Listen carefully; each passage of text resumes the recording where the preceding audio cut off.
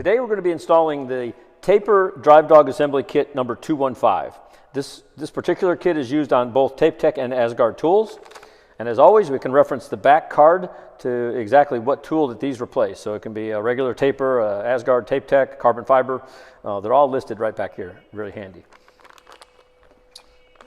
Open the kit up here, take out the part.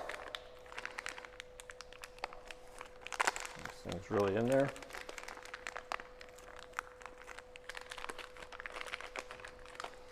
All right, so this part right here, sometimes it'll become worn. It's all pre-made. It has a spring already installed. There is a really important part right here. It's a little flat spot. So you see this little axle, if you will, that goes across. There's a flat spot on here. And when I install this, I want you to remember that. So we're going to have to make sure we're aware of where that part is when we attach it to the tool. So again, we have our Tapetech standard aluminum carbon fiber and Asgard hammer. We're going to use this tool here. And the first thing we're going to do is, with a larger screwdriver, large flat tip screwdriver, remove the Easyclean plate. If it's an Asgard tool, we'd have to remove the whole plate, which means we have to remove the two front screws, loosen the two sides, and loosen the back, and pull the whole plate off. So we'll set this right here. And if you look right in here, there's a small hex head, let me get a screwdriver point to you, right here, that we're going to need to loosen. So it's a hex fitting, and I think it's 5/64 size.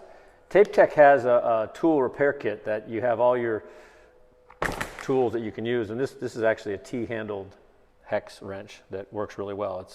It's made for that part. What we want to do is just put this in there very easily and then kind of turn this and loosen it. Now, sometimes you have to actually turn and reverse, remove the pressure from the cable.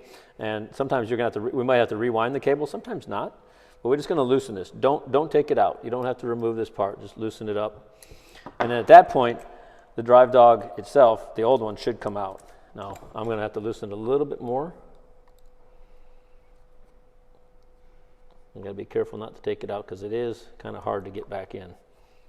And this part will just slide right on out. So you can see, here's our old part. Move this forward a little bit. And here's the new one.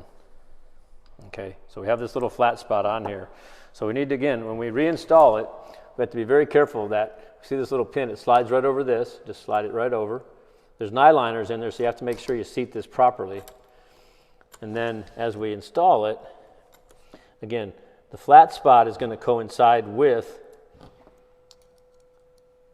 the little hex fitting that we loosened up.